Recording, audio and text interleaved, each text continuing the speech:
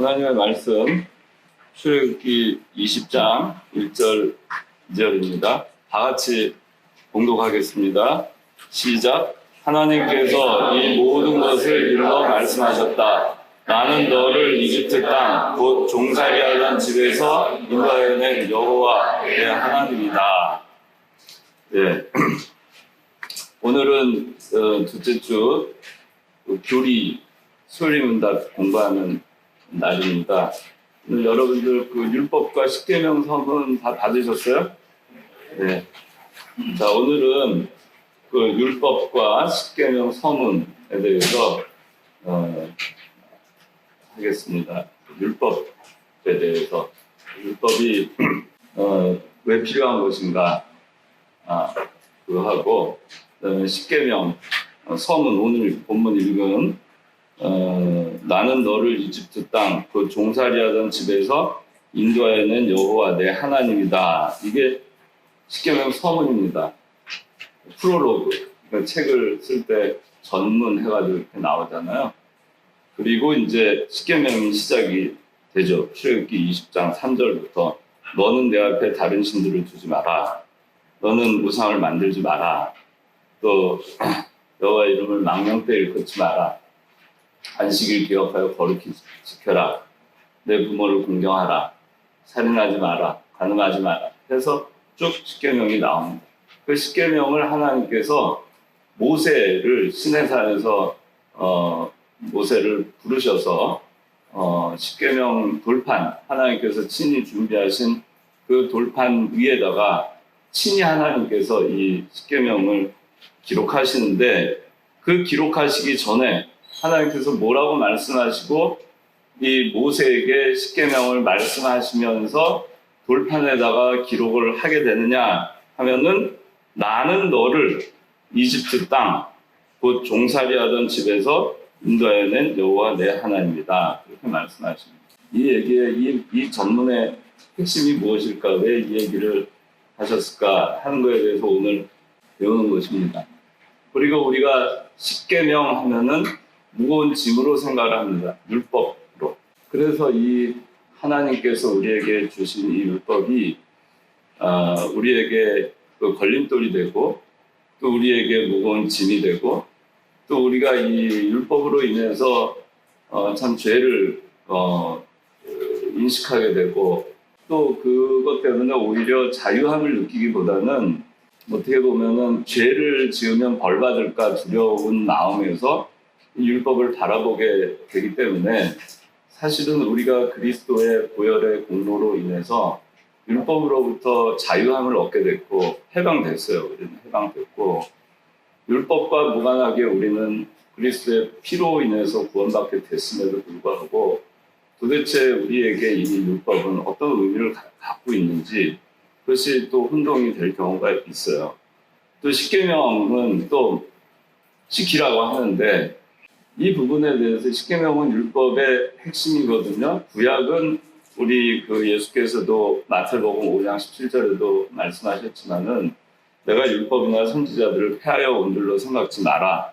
나는 그것을 폐하여 온 게 아니고 완성하러 왔다. 성취하러 왔다. 그렇게 말씀하실 때 그 율법과 선지자는 구약을 얘기하잖아요. 근데 구약의 핵심은 모세오경이고 그게 핵심은 십계명이에요. 그러다 보니까 우리가 오늘 하나님께서 십계명을 주셨다는 것은 우리에게 율법을 주셨다는 것을 대표하는 것입니다.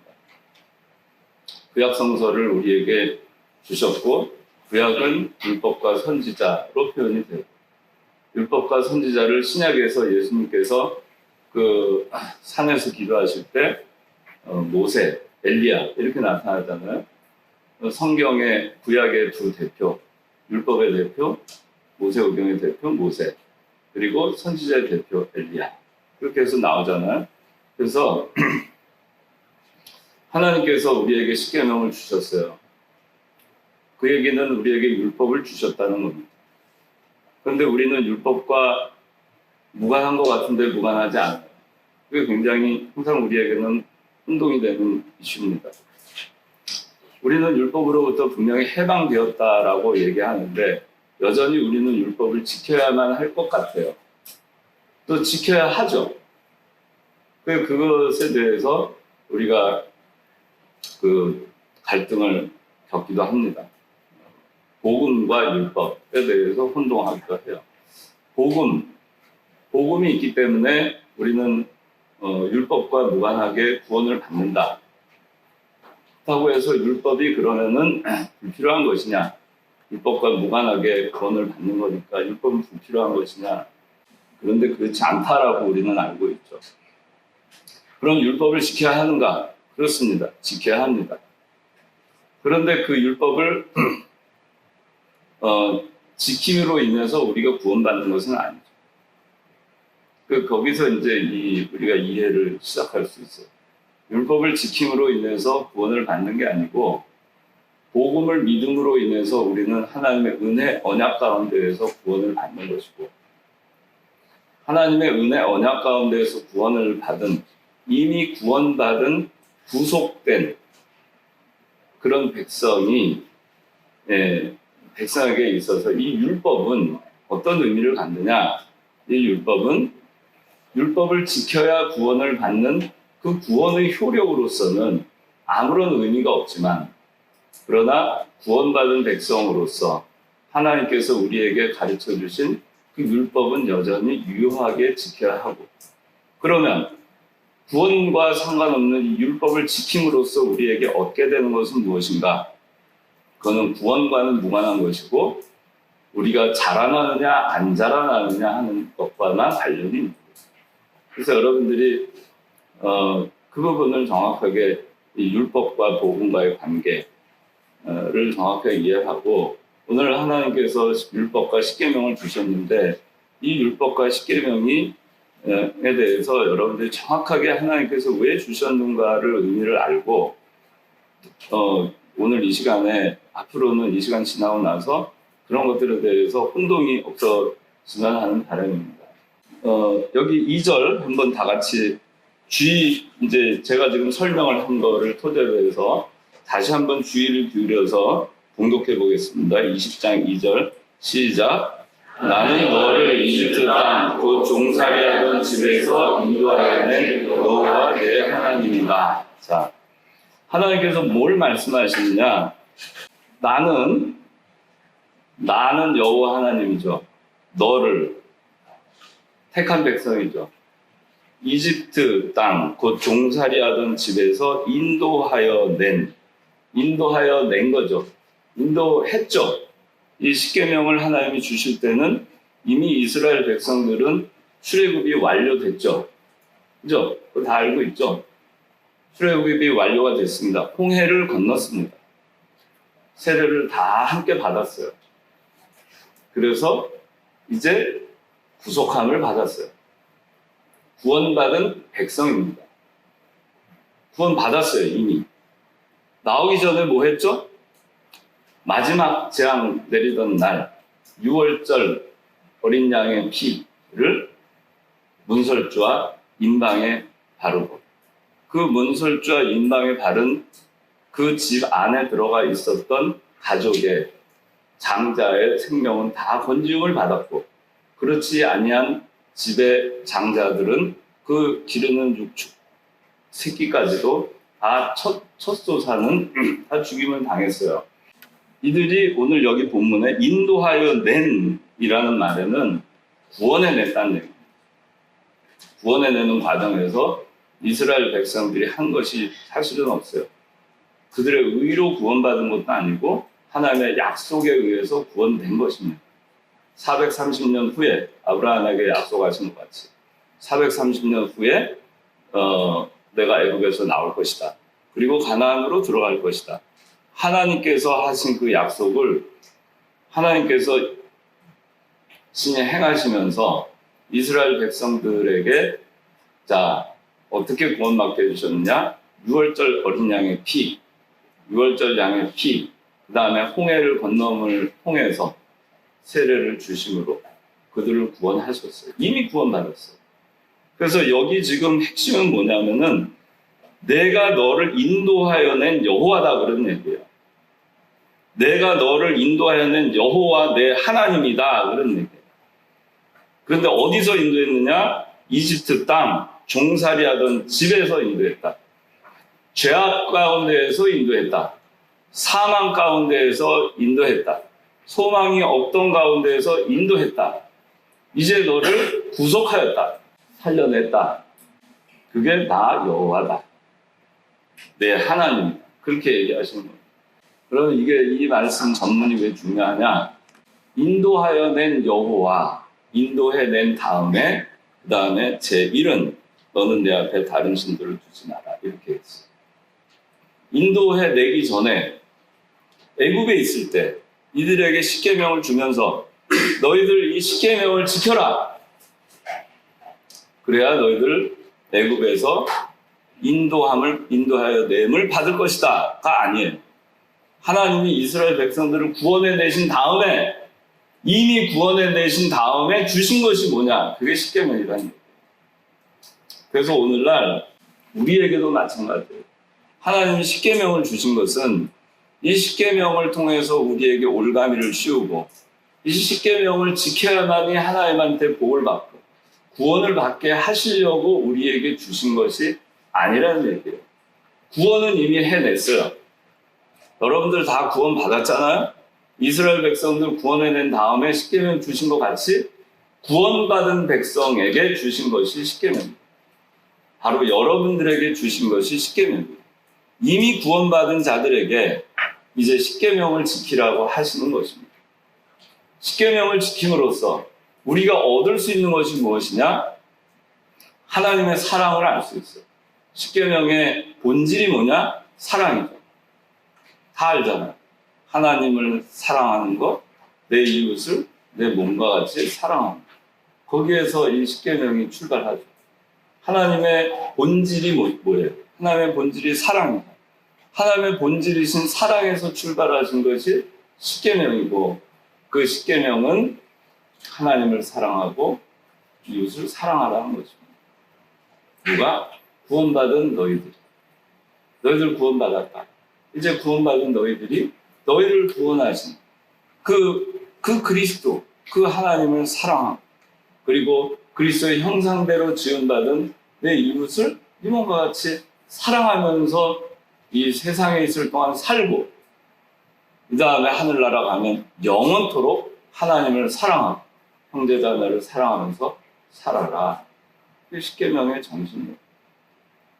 그래서 여러분들이 오늘 그래서 십계명에 대해서는 왜 하나님께서 주셨는지 이해가 됐는데 왜 하나님께서 이 율법을 주셨을까? 십계명 이외에도 이 구약 성서에는 의식법도 있고 의식법은 제사에 관련된 제사와 절기에 관한 그런 법이 의식법이에요. 그리고 시민법이라고 또 있어요. 이 구약 성서에 보면은 많이 있잖아요. 그다음에 레위기 같은데 보면 음식을 먹는 거에 대해서도 제한이 있잖아요. 비늘 없는 된장어 먹으면 돼요, 안 돼요? 안 되지. 요새 먹어? 된장어 왜 먹어? 폐지됐어? 왜 폐지됐지? 시민법과 시민법과 의식법은 폐지됐다. 근데 예수님이 그러면 도덕법은 완성하지 않으셨나? 십계명은 다 지키지 않으셨나? 다 완수하지 않으셨나? 안 했어? 했지. 그런데 그건 왜 폐지되지 않았지? 그 다음에 구약의 유월절, 오늘날 여러분들 양을 가져와서 죄를 졌을 때 양을 가져와서 도살한 다음에 그 피를 가지고 제사를 드립니까? 유월절 절기를 지킵니까? 번제와 화목제와 속죄제와 속건제와 그런 걸 드립니까? 왜 안 드리죠? 우리가 알기에는 폐해졌다 그러니까 진짜로 폐해졌을까? 근데 왜 도덕법은 폐하지 않았다고 하는가? 그리스도께 에베소서 2장 15절 2장 15절 다 같이 읽어봅시다. 시작. 여러 규정으로 된 계명의 율법을 폐하신 분이시니 이는 그분께서 자신 안에서 그 둘로 한 세 사람을 창조하여 화평을 이루게 하시고. 자, 여기 보면 율법을 폐하셨다 그랬어요. 마태복음 5장 17절 다 찾아봅시다. 자, 17절 다 찾았으면 같이 17절, 18절 공독합니다. 시작. 내가 율법이나 선지자들을 폐하러 온 줄로 생각하지 마라. 내가 폐하러 온 것이 아니라 성취하러 왔다. 내가 진정으로 너에게 말하니 하늘과 땅이 없어지기 전에는 모든 것이 이루어지기까지 율법의 한 점 한 획도 결코 없어지지 않을 것이다. 자, 여기는 에베소서에는 폐했다고 했고 여기는 폐하지 않았다고 했어요. 그래서 오늘 여러분들이 이 부분에 대해서 혼동이 오늘 이 시간 끝나고 없기를 바랍니다. 자, 일단 문제 40문에서 43문까지 한번 우리 읽어보고 그리고 설명을 함께 하도록 하겠습니다. 40문 하나님께서 자기에게 복종할 규칙으로 사람에게 처음 나타내 보이신 것은 무엇입니까? 답 시작. 하나님께서 자기에게 복종할 규칙으로 처음 나타내 보이신 것은 도덕적 법칙입니다. 제41문 이 도덕의 법칙은 어디에 요약되어 나타나 있습니까? 답 시작. 이 도덕의 법칙은 십계명에 요약되어 나타나 있습니다. 제42문 십계명의 대강령은 무엇입니까? 답 시작. 십계명의 대강령은 우리의 마음을 다하고 목숨을 다하고 뜻을 다하고 힘을 다하여 주 하나님을 사랑하고 또 이웃 사랑하기를 내 몸과 시간하는 것입니다. 제43문 십계명의 서문은 무엇입니까? 답 시작. 십계명의 서문은 이러하나니 곧 나는 너희 하나님이 너를 종되었던 애국 땅에서 나오게 하는 자로다 하신 것입니다. 제43문 십계명의 서문이 우리에게 교훈하는 것이 무엇입니까? 답 시작. 십계명의 서문이 우리에게 교훈하는 것은 하나님은 주도 되시고 우리의 하나님도 되시고 또 우리의 구속자도 되시니 그러므로 우리가 마땅히 그의 계명을 지켜야 한다는 것입니다. 네, 아마 이 질문과 답에 대해서 잘 이해 안 되는 청년들은 없으실 거예요. 자, 그래서 우리가 이제 제일 첫 번째 하나님의 요구를 알 수 있도록 주신 것이 율법이다 그랬어요. 거기에 대해서 한번 보겠습니다. 1번 율법. 율법에는 도덕법, 의식법, 시민법 이 세 가지가 있습니다. 도덕법은 십계명, 그 다음에 의식법은 제사법, 또 할례, 유월절 절기 등 이런 것들이 의식법입니다. 그 다음에 시민법은 이스라엘 국가에 주신 법입니다. 근데 밑에 줄에 보니까 도덕법을 제외하고 의식법과 시민법은 폐기되었다 그렇게 얘기합니다.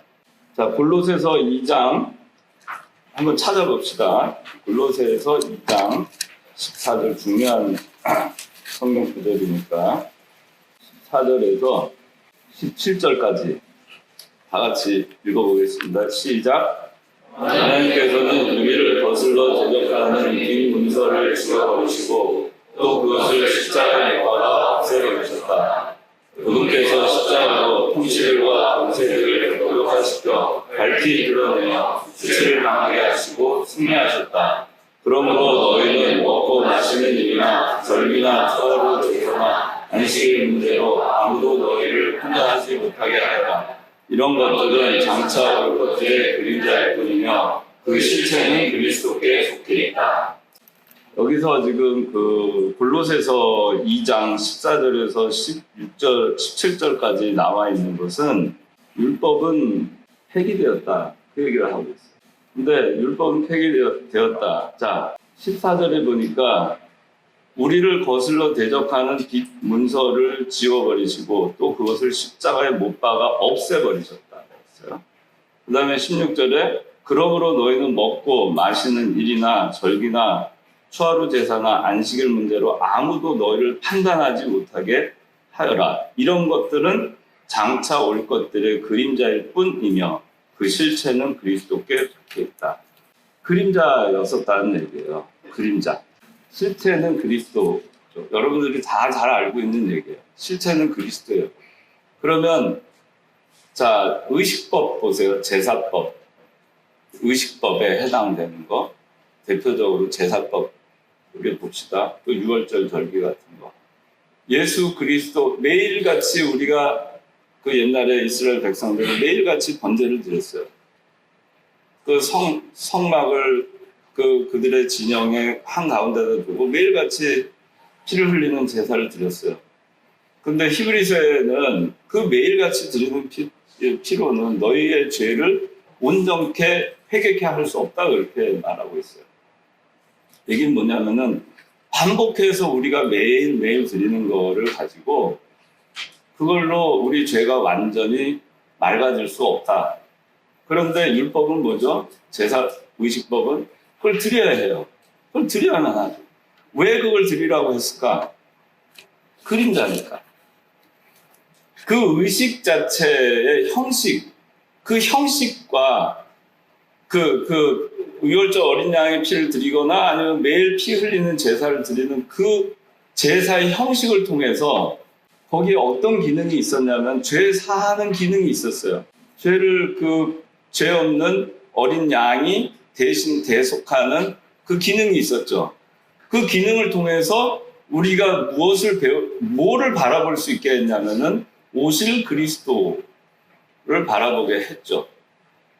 그리스도가 오셔서 이와 같이 피 흘려 주실 것이다.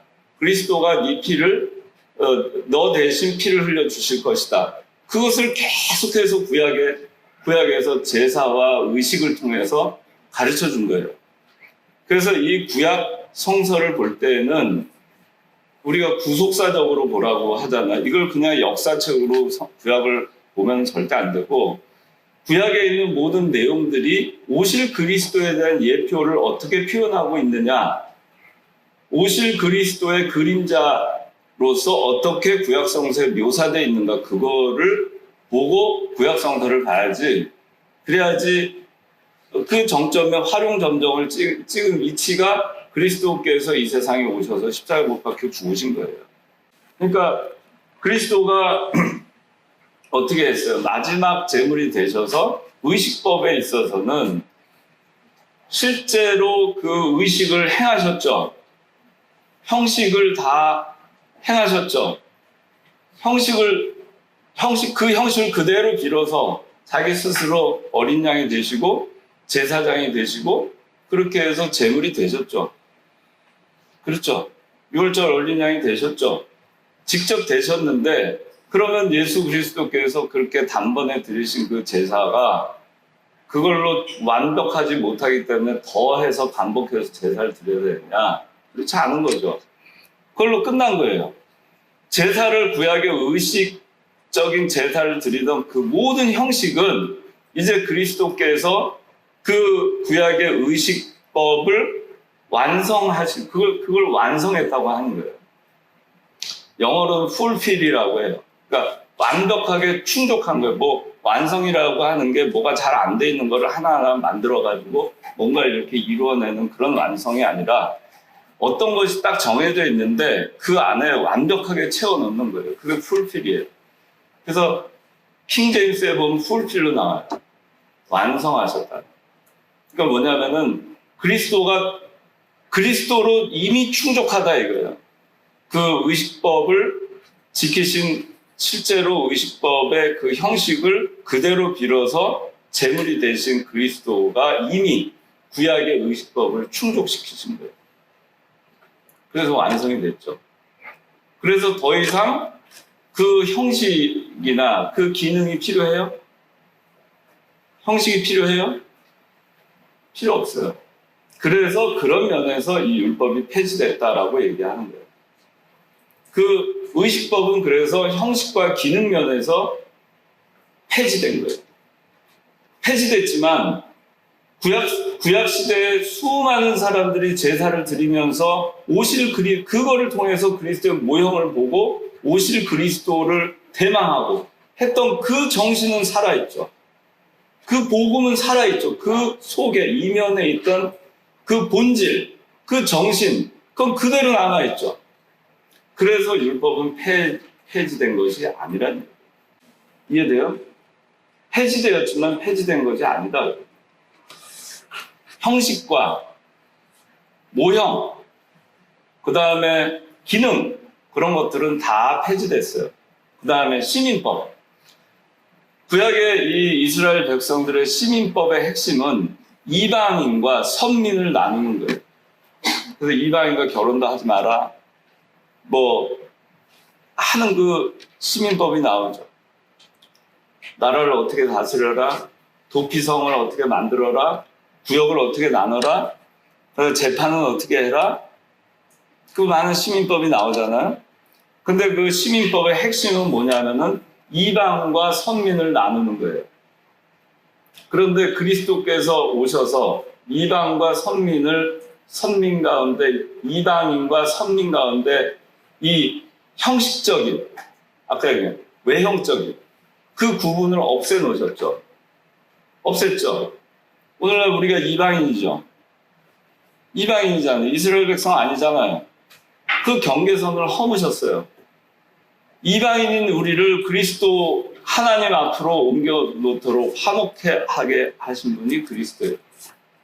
그렇기 때문에 시민법이 폐기됐다고 얘기합니다. 더 이상 구약의 시민법을 우리가 지킬 필요가 없어요. 왜냐하면 우리는 이방인이거든요. 이방인으로서 그리스도를 믿었거든요. 무엇을 통해서? 의식법의 형식을 완벽하게 충족시키신 그리스도를, 그 복음을 믿음으로써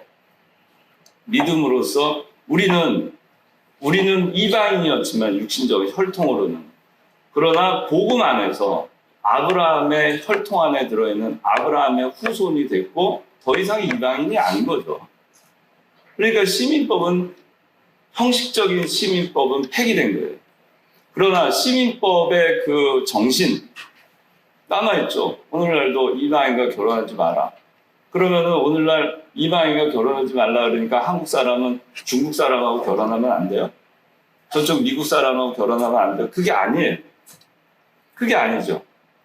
그게 아니라 신앙적으로 아브라함의 혈통에 있지 아니한 복음 안에서, 우리 지난 시간에 했잖아요. 아브라함한테 하나님이 주신 약속이 하늘의 별과 같이 네 자손 많게 하겠다. 네 자손이 이와 같으리라 할 때 그 자손은 단수 하나, 예수 그리스도를 가르친다 했죠.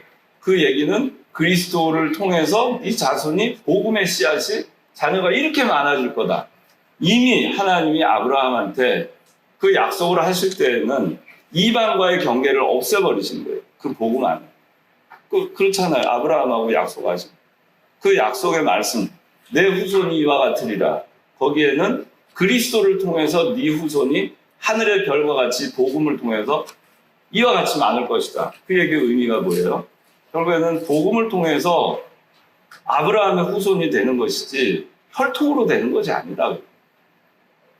이스라엘 사람이어야 되는 게 아니다. 그러니까 이방인인 우리도 그렇기 때문에 복음 안에서 아브라함의 후손이 된 겁니다. 창세기에 하나님이 약속하신 그대로 된 거예요. 그래서 우리는 시민법이 이미 그리스도께서 약속하신 대로 이 세상에 아브라함에게 약속하신 대로 그리스도가 오셨고 그리스도가 화목제물이 되시고 이방과의 경계를 허물어 놓으심으로써 우리는 이방인이지만 하나님께 나아갈 수 있게 됐어요. 그래서 시민법의 형식은 폐기됐어요. 더 이상 무의미합니다. 그러나 그 시민법의 정신은 살아있어요. 그렇죠? 그래서 아까 얘기한 대로 이방과 결혼하지 마라. 아비를 치는 자는 돌로 쳐 죽일지니라. 오늘날 진짜로 그 시민법대로 하면 아비를 치는 자 돌로 쳐 죽여야죠. 한 대만 아버지 치면은 그냥 돌로 쳐 죽여. 지금 저쪽 중동 국가들 보세요. 얼마나 존속살인이 많아요. 명예살인. 하나님 그걸 허용하는 게 아니에요. 그런데 그런 면에서는 폐기됐다. 형식과 기능은 폐기됐다. 그래서 의식법과 시민법은 폐기됐어요. 그런데 폐기되지 않았어요. 뭐가 폐기되지 않았냐? 거기에 들어가 있는 정신, 본질, 가르침, 그건 폐기된 게 아니에요. 구약성서의 도피성 만들어 놓으라 했죠. 그 시민법이에요. 도피성 알죠? 6개의 도피성이 있잖아요. 요단강 동쪽, 서쪽 3개씩 있었어요.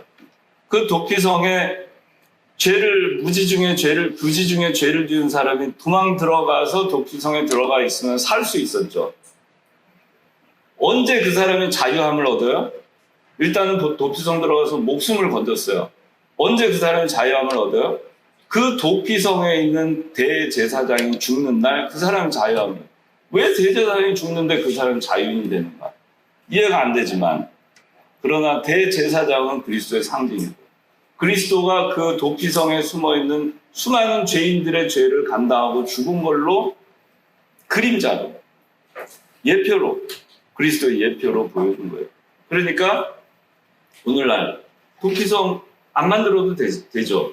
형식과 기능은 없어졌지만, 그러나 그리스도께서 이미 도피성의 역할을 하셨죠.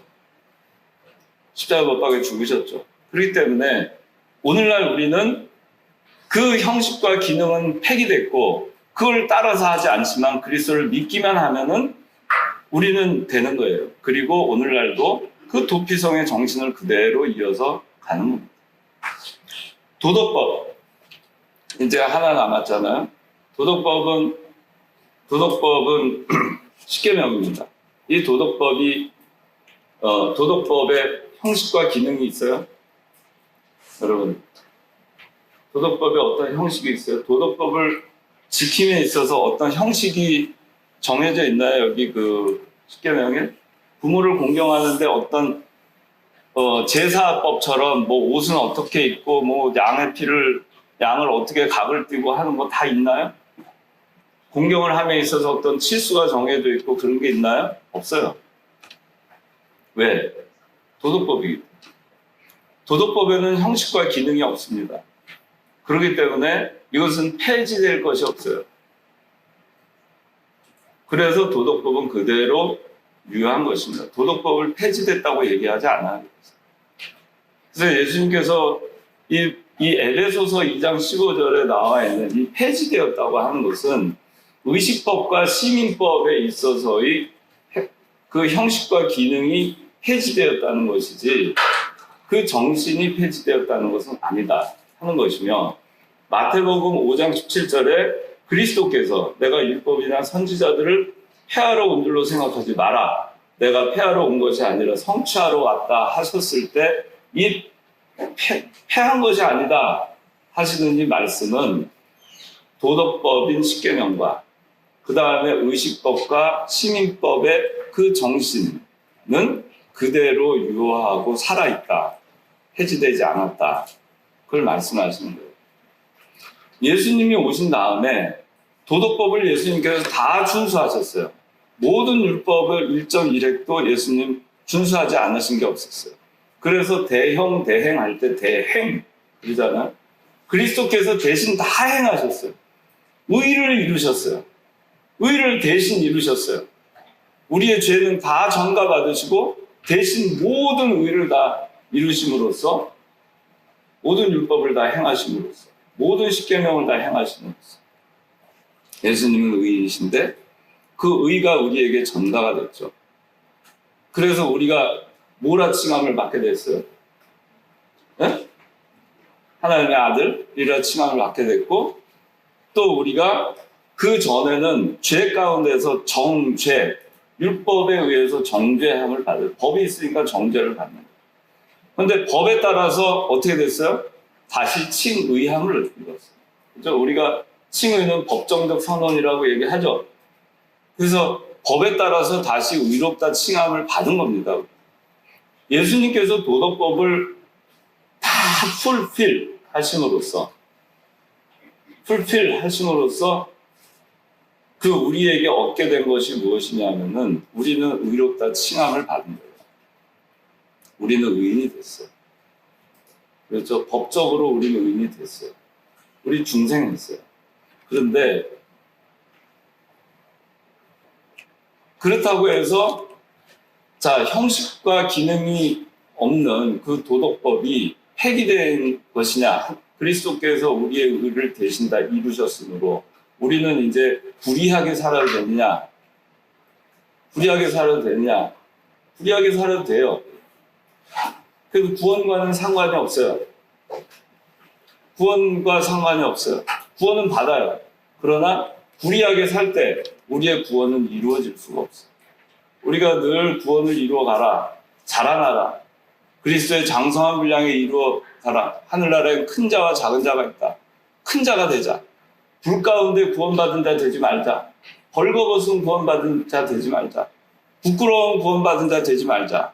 그 차원에서 우리가 이것을 지키는 것입니다. 그래서 도덕법은 폐기될 것이 없는 거예요. 폐기될 것이 없기 때문에 폐기되지 않은 것이고 오늘날도 여전히 유효한 거죠. 과거에도 유효했고 오늘날도 유효한 것입니다. 그러나 시민법과 의식법은 그 형식과 기능은 폐기되었으나 정신과 본질은 폐기된 것이 아니다. 그러므로 율법은 아무것도 폐기된 것이 없어요. 아셨어요? 우리가 보통 시민법, 의식법은 폐기됐다 이렇게 얘기하는데 율법은 사실 아무것도 폐기된 것이 없어요. 다만 시민법과 의식법의 형식과 기능이 폐기된 것입니다. 왜? 그리스도께서 그 형식과 기능을 다 이미 행하셨기 때문에 그건 더 이상 모형이었던 그 모든 것들 아무리 모형이었는데 실제가 딱 나타나는데 이제 끝난 거죠. 그래서 제가 어디서 옛날에 들었는데 그 머리 미용 기술을 배우는 사람이 맨날 그 가발 가지고 미용할 거 아니에요. 가발 가지고 막 하다가 맞는지 모르겠어요. 가발 가지고 막 하다가 이제 다 훈련이 다 끝났어요. 이제 실제 머리를 딱 만질 때 가발이 필요하겠어요? 그게 필요 없는 거예요. 그 가발은 형식과 기능에 관한 더 이상 필요 없는 거예요. 이제 실제 머리를 가지고 하는 거예요. 그래서 율법, 우리가 여러분들 성경을 볼 때 그래서 율법이 폐지되었다 그렇게 나오는 구절이 있고 율법은 폐기되지 않았다라고 얘기하는 구절이 있어요. 거기에 대해서 여러분들이 이제는 명확하게 이해하셨기를 바랍니다. 그 다음에 이제 율법의 기능 두 번째. 자, 율법의 기능은 5가지가 있어요. 자, 여기 한번 읽어봅시다. 1번 시작. 2번 시작. 인간이 온전히 율법을 순종할 능력이 없음을 깨닫게만 3번 시작. 그리스도의 인도하는 과정 그 사역할 4번 시작. 신자의 생활 규범 5번 시작. 영이 자라남으로써 종교에서 상관없게 할 율법의 기능, 하나님께서 이 율법을 만드신 그 이유, 그거는 이제 여러분들 명확하게 알죠. 이 율법을 통해서 우리가 구원받는 게 아니구나 하는 건 명확하게 알죠. 다 알죠. 복음을 통해서 하나님의 언약 속에서 우리가 구원받는 거 다 알죠. 율법에 의해서 우리가 구원받는 거 아니에요. 그렇기 때문에 우리가 율법으로부터 자유함을 얻었다라고 갈라디아서에서 얘기하고 있는 거예요. 우리는 율법에서 해방된 사람들이에요. 율법을 통해서 뭐 하는 게 아니에요. 해방됐어요. 율법에서. 구원의 측면에서 해방이 됐습니다. 그런데 그러면 그 율법의 기능이 뭐냐? 첫째, 죄를 깨닫게 한다 그랬어요. 자, 내 앞에 다른 신을 두지 마라. 하나님께서 그 얘기 하지 않았으면 우상 섬기는 거에 있어서 죄인지 알까요? 모를까요? 몰라요. 모르고 계속 일생 죄 짓다가 하나님 앞에 가겠죠. 가가지고 하나님 너 왜 우상 섬겼어? 그러면 언제 가르쳐 주셨어요? 억울할 수 있죠. 그런데 하나님은 그렇지 않아요. 하나님은 아주 명확해요, 우리에게. 그냥 우리 직장 생활할 때 막 야단친 다음에 뭘 야단치는지도 모르고 막 화가 나가지고 불러다가 막 야단쳐요. 그런 다음에 뭐 야단하는지 잘 모르겠는데 하여튼 혼난 다음에 앞으로 똑바로 해! 그러면 뭘 똑바로 해야 될지도 모르면서 네, 알겠습니다. 가서 또 엉뚱한 짓 하죠. 그렇게 안 하겠지만 보통 되게 그래요. 똑바로 해! 앞으로 잘해! 뭘 어떻게 잘해야 되는지 구체적으로 안 가르쳐줘요. 알아서 잘한다고 했는데 또 가면 또 혼나요. 누가 이렇게 하라 그랬어? 제대로 가르쳐주지. 안 가르쳐주고서는 또 혼내. 그러고서는 또 혼낸 다음에 똑바로 해! 또 그래요. 어떻게 하니까 똑바로 하는 건지 또 안 가르쳐요. 또 똑바로 한다고 막 했는데 또 가면 또 혼나. 근데 하나님은요, 그게 아니에요. 정확하게 가르쳐 주신 거예요. 이것이 죄다 아니다. 십계명을 통해서 이것은 죄야. 나는 이걸 좋아해. 이렇게 해. 명확해요. 얼마나 좋아요. 확실하게 가르쳐 주십니다. 확실하게 가르쳐 줬으니까 하나님이 좋아하시고 하나님이 기뻐하시는 거 하기만 하면 되잖아요. 얼마나 간단해요. 그러니까 이 율법의 기능은 죄를 깨닫게 하는 거예요. 그 율법을 통해서 구원 얻도록 하심이 아니라 우리 범죄함을 인해서 주셨어요. 우리가 범죄하는데도 범죄함을 인해서 주셨다는 것은 범죄를 하는데도 그것이 범죄인지 모르면 안 되겠기에 우리는 범죄하는 사람이에요. 우리들은 다 범죄를 해요. 그런데 율법이 없으면 어떻게 돼요? 범죄인지 아닌지를 몰라요. 그러니까 우리의 범죄함을 인해서 그것이 범죄다, 이거는 죄다, 그걸 깨닫게 해서 하나님께서 원하시는 삶을 살아서 구원받은 백성으로서, 그래서 그렇게 돼가지고 하늘나라에서 큰 자가 되게끔 하시려고 하나님이 율법을 만드신 거예요. 우리 괴롭히려고 만든 거예요. 괴롭히려고 만들었으면은 율법을 주지 않으셨겠죠. 않으시고 나중에 천국 가서 너 왜 똑바로 안 했어? 그게 괴롭히는 거죠. 그 직장 상사들이 괴롭히죠. 그거 괴롭히는 거예요. 똑바로 가르쳐주고 그대로 했는지 안 했는지 정확하게 판단해서 아주 공정하게 이건 잘못됐어. 다시 해. 그게 아니고 가르쳐주지도 않고 맨날 똑바로 하라고 하고 자기 보고 하라면 자기도 못하고. 하나님은 그렇지 않다. 그러니까 우리를 괴롭게 하려면은 이 율법을 안 주는 것이 맞아요. 그런데 우리가 죄를 깨닫게 하고 하나님이 원하시는 걸 알게 하려고 율법을 주셨다. 두 번째는 인간이 온전히 율법을 순종할 능력이 없음을 깨닫다. 우리가 율법을 다 지킬 수 있어요?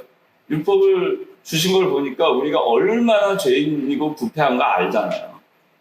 그러니까 우리가 율법을 지켜서는 도저히 구원받을 수 없는 사람이구나. 그걸 아는 거예요. 그래서 복음으로만 우리가 구원받을 수 있구나. 그리스도를 믿음으로만 구원받으면 이게 정말 쉬운 길이구나. 하나님의 은혜가 아니었으면 내가 구원받을 수 없구나. 그거를 깨닫게 하는 거예요. 그리고 그리스도께 인도하는 가정교사 역할을 하는 거예요. 이 율법을 통해서 오실 그리스도를 바라봄으로써 그리스도께 인도하는 가정교사 역할을 합니다. 그리고 네 번째, 신자의 생활 규범. 우리가 종으로서 두려움으로서가 아니라 자유인으로서 기쁨으로 이 율법을 지키도록 해야 되겠어요. 우리는 종이 아니에요. 율법의 종이 아니에요. 그 노예처럼 그렇게 신앙생활을 하는 거는 하나님이 기뻐하지 않아요. 왜? 우리는 종이 아니잖아요. 종하고 아들하고 큰 차이가 뭐냐면, 종은 주인이 하라는 거를 이행 안 했을 때 매 맞을까봐 그걸 지켜요. 근데 아들은 그게 아니에요. 또 종은 자기가 안 지키면 죽을까봐, 쫓겨날까봐 종은 지켜요. 무서워서 지키는 거예요. 그런데 아들은 그렇지 않죠. 그 다음에 살 수가 없어요, 종은. 근데 아들은 어떻게 해요? 그래도 상속 다 받잖아요. 아들하고 종하고는 달라요. 아들은 우리 아버지 내가 기쁘게 해드려야 되겠다. 우리 아버지가 이렇게 하니까 그런 마음으로 자유인으로서 지키는 것과 노예처럼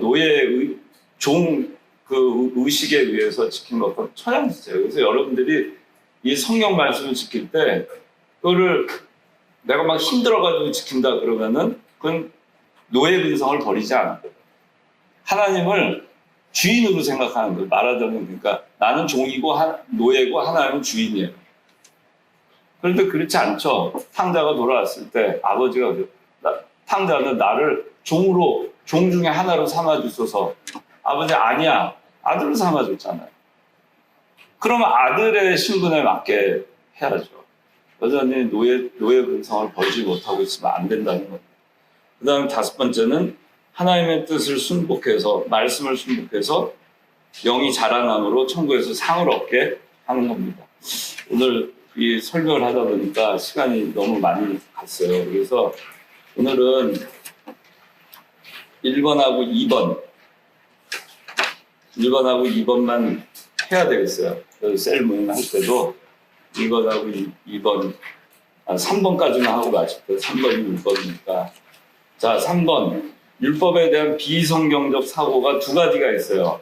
율법주의와 폐법주의 두 가지가 있습니다. 여러분들 다 알죠? 율법주의는 율법을 그래도 지켜야 구원받는다 하는 게 율법주의예요. 이 초대교회 때 율법주의가 판을 쳤어요. 또 초대교회 때 폐법주의가 판을 쳤어요. 율법주의는 뭐냐면은 그리스도의 복음으로 인해서 구원을 받지만 그래도 할례를 받아야 된다. 구약의 율법을 지켜야 된다. 그렇게 해서 유대인과 유대교 크리스찬들과 이방인 헬라파 크리스찬들과 상당한 분쟁이 생겼어요. 이거 가지고. 그래서 이걸 사도 바울이 정리를 해줍니다.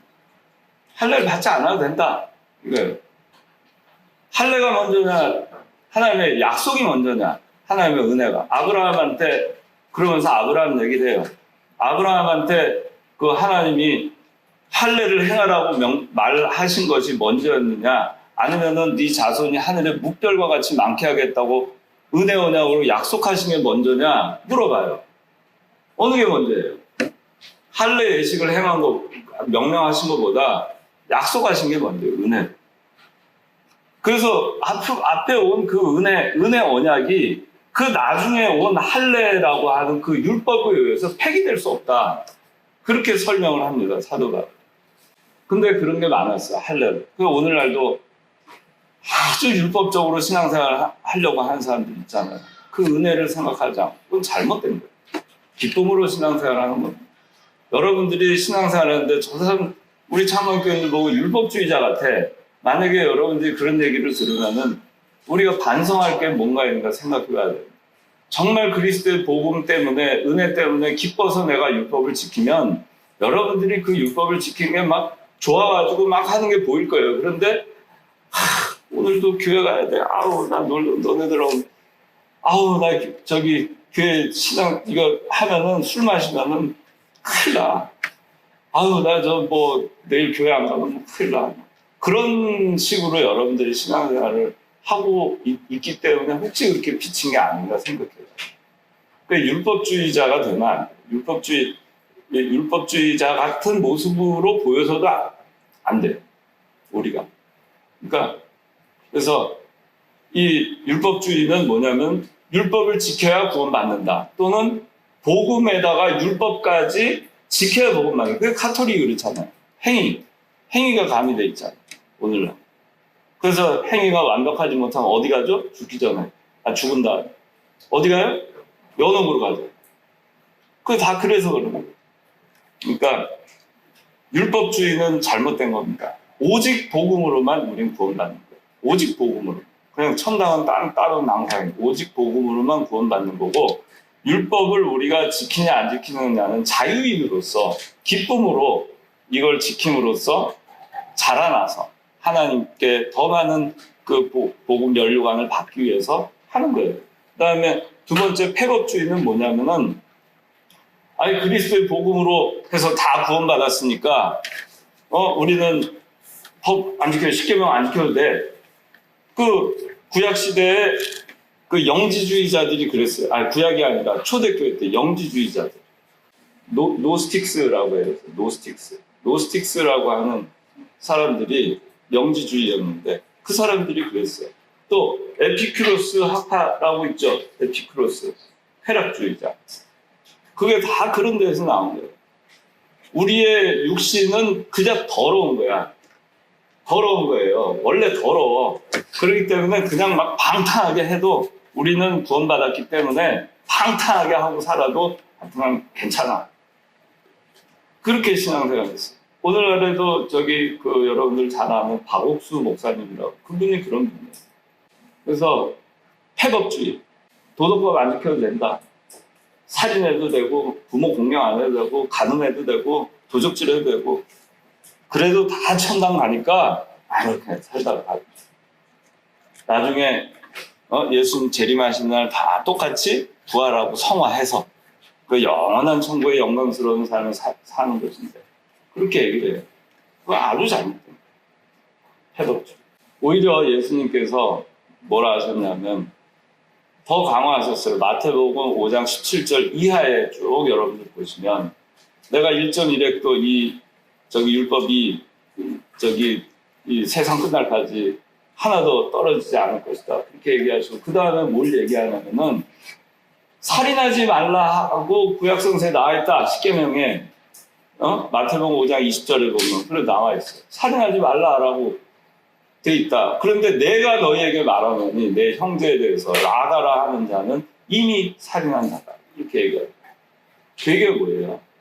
십계명을 율법적으로만 볼 때에는 도덕법인 율법으로만 볼 때에는 딱 그거예요. 살인 누구 칼로 찔러서 죽여야만 그게 살인 죄인이에요.